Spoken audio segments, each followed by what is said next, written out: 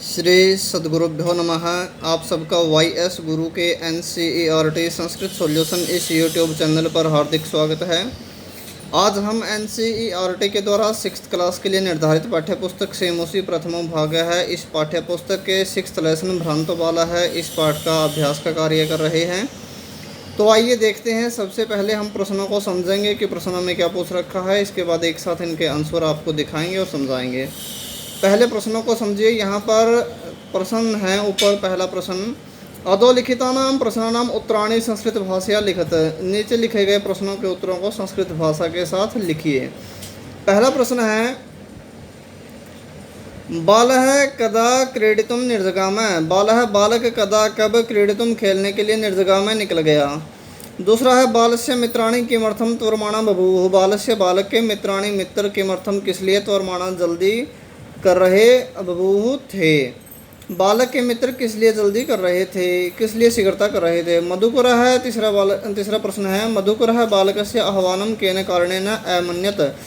मधुकरः भंवरे ने बालकस्य बालक के आवाहनम बुलावे को केन कारणेन किस कारण से नहीं अमन्यत माना। भंवरे ने बालक के आवाहन को किस कारण से नहीं माना। चौथा प्रश्न है, बालक है कीदृशम चटकम अपश्यत। बालक ने कीदृशम कैसे चटकम चिड़िया को अपश्यत देखा। पांचवा है, बालक है चटकाय क्रीडनार्थम कीदृशम लोभम दत्तवान। बालक ने चटकाय चिड़िया के लिए क्रीडनार्थम खेलने के लिए कीदृशम कैसा लोभ दत्तवान दिया। और इसके बाद है, खिन्न है बालक है स्वानम किम अकथ्यत। खिन्न अर्थात उदास हुए बालक है। बालक ने स्वानम कुत्ते को किम क्या अकथयत कहा। अंतिम है, विघ्न मनोर्थ है नष्ट हुई इच्छाओं वाले बालक ने किम क्या अचिंतित सोचा। यहाँ पर ये तो प्रश्न थे, इनके आंसर देखिए। यहाँ पर हमने इनके आंसर कर लिए हैं। यहाँ पर पहले का आंसर बनेगा, बाल है विद्यालय गमन वेलायाम क्रीडितुम निर्जगाम है। बाल है बालक विद्यालय गमन वेलायाम विद्यालय जाने के समय क्रीडितुम खेलने के लिए निर्जगाम में निकल गया। दूसरे का आंसर बनेगा, बालस्य मित्राणि विद्यालय गमनाय त्वरमाणा बभूवुः। बालक के मित्र विद्यालय गमनाय विद्यालय जाने के लिए त्वरमाणा जल्दी कर रहे बभूवुः थे। मधुकर है तीसरा का बनेगा, मधुकर है मधुग्रहणे व्यस्त कारणात् बालकस्य आह्वानं न अमन्यत। मधुकर ने अर्थात भंवरे ने मधुग्रहण में व्यस्त होने के कारण से बालक के आह्वानम बुलावे को न अमन्यत नहीं माना। इसके बाद चौथे का बनेगा, बालक है तृणम आदानम चटकम अपश्यत। बालक ने तिनका ले जाती हुई चिड़िया को देखा। इसके बाद पांचवा, बालक है क्रीडनाय चटकाय स्वादु भोज्य पदार्थनाम लोभम दत्तवान। बालक ने क्रीडनाय खेलने के लिए चटकाय चिड़िया को स्वादु भोज्य पदार्थानाम स्वादिष्ट भोज्य पदार्थों का लोभ दत्तवान दिया। इसके बाद है 6th, खिन्न है बालक है स्वानम अकथ्यत। उदास हुए बालक ने कुत्ते को कहा, तुम मेरे क्रीडार्थम खेलने के योग्य हो या सहायक या असी हो। अंतिम का बनेगा, स अचिंत्यत उसने सोचा, यत कि अहम एव मैं ही अलसः आलसी हूँ। सर्वे प्राणिनः सारे प्राणी स्व कार्येषु अपने अपने कार्यों में मग्नः लगे हुए संति हैं। तो यह इनके आंसर थे। यहाँ पर हमारा दूसरा प्रश्न है, निम्नलिखितस्य श्लोकस्य भावार्थम हिंदी भाषया आंग्ल भाषया व लिखत। निम्नलिखित श्लोक का भावार्थ हिंदी भाषा के साथ या इंग्लिश भाषा के साथ लिखना है। इसका भावार्थ, इसका वर्ड मीनिंग हमने पाठ में करवा दिया है, फिर भी आप एक बार भावार्थ सीधा लिख सकते हैं। यो माम पुत्र प्रीत्या पोषयते स्वामिनो गृहे तस्य रक्षा नियोग करणान न मया भ्रष्टव्यम ईषदपि। यह कुत्ता कहता है ये बात, और बालक को कहता है, क्या कहता है वो आप इसका भावार्थ सुनिए।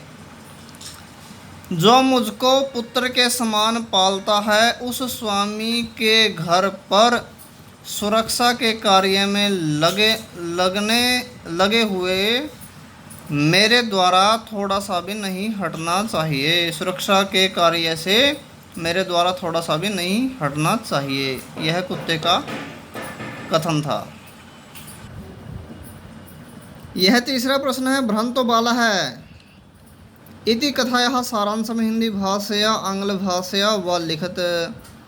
भ्रांतो वाला है, इस कथा के सार को हिंदी भाषा या आंग्ल भाषा में लिखना है।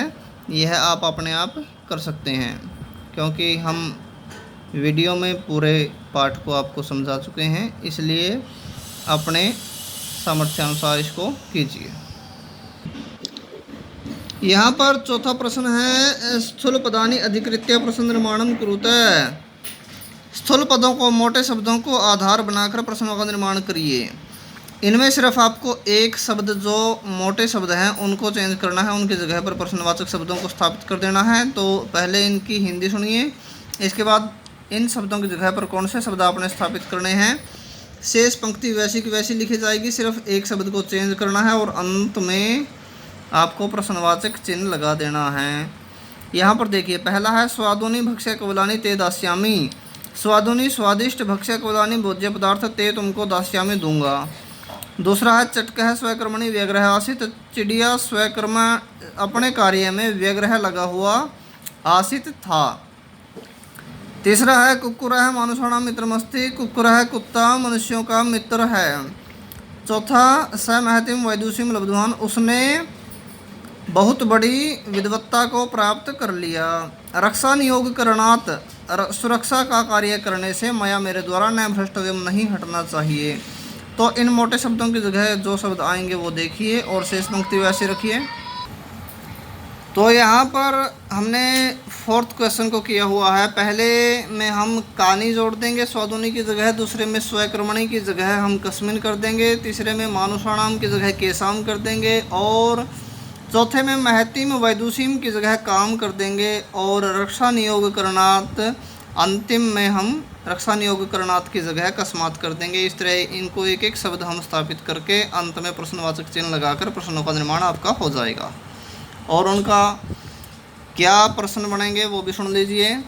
पहला बन जाएगा आपका, कैसे भोज्य पदार्थ तुमको दूंगा। दूसरा बन जाएगा, चिड़िया किस में लगा हुआ था।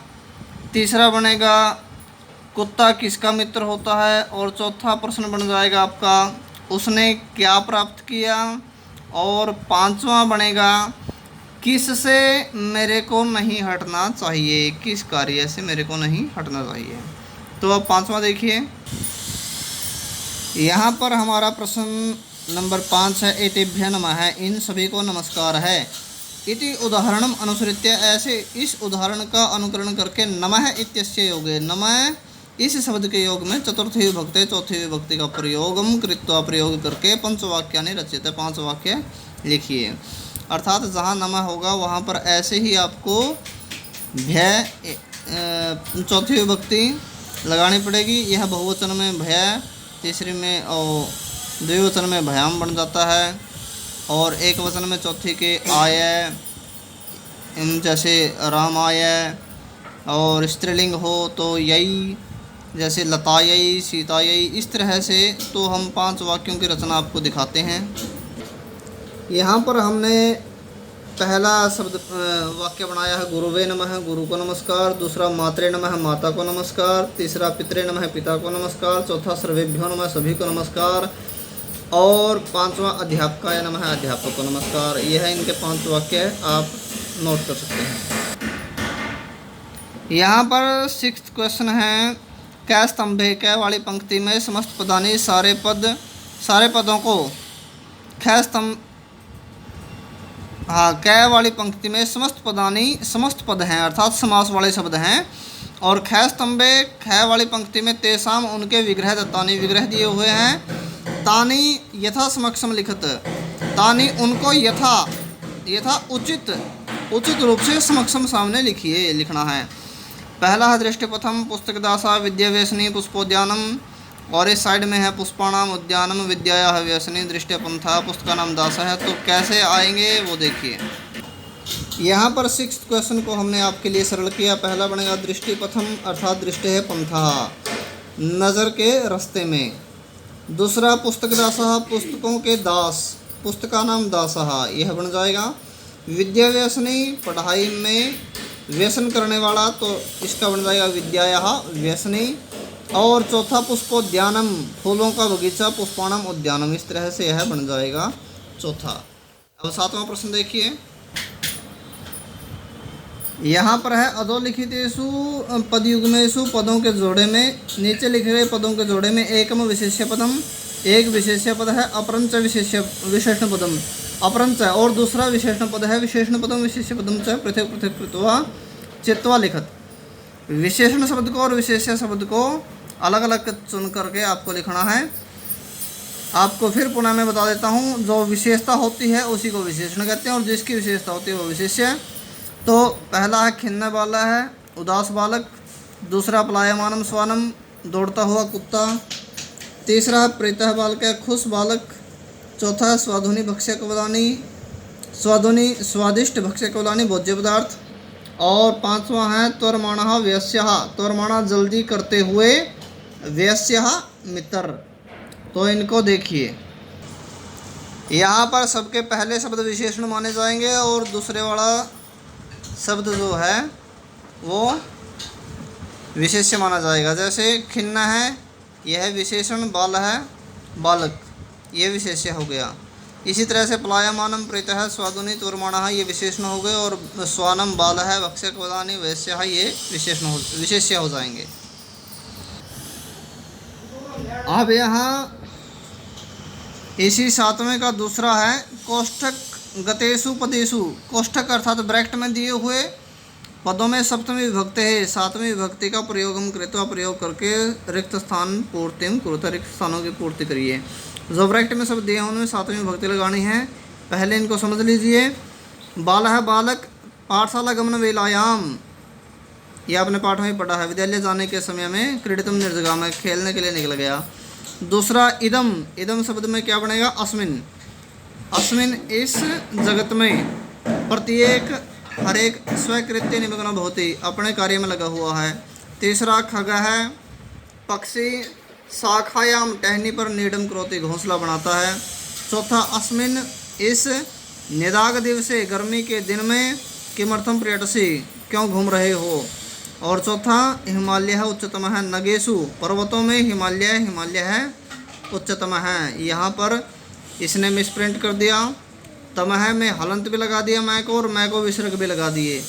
यहाँ मैं का हलंत जो लगा है वो आप काट लीजिए नीचे से और केवल इसको विसर्ग रखिए। हिमालय सबसे ऊंचा है। अब इसको लिखा हुआ भी एक बार देख लीजिए। यहाँ हमने सरल कर दिया। पहला पाठशाला गमन वेलायाम, दूसरा अस्मिन, तीसरा शाखायाम, चौथा निदाग दिवसे और 5वां नगेशु। इस तरह से ये रिक्त स्थानों में आप भर सकते हैं। इस तरह से यहाँ पर हमारा भ्रांतो बाला है यह पाठ पूर्ण हुआ। यदि आप हमारे इस चैनल पर नए आए हैं तो आपसे पुनः रिक्वेस्ट है कि हमारे इस चैनल को सब्सक्राइब करना मत भूलें। हमारे इस चैनल को ज़्यादा से ज़्यादा लाइक करें, शेयर करें, कमेंट करें। धन्यवाद। जय तु संस्कृतम, जय तु भारतम।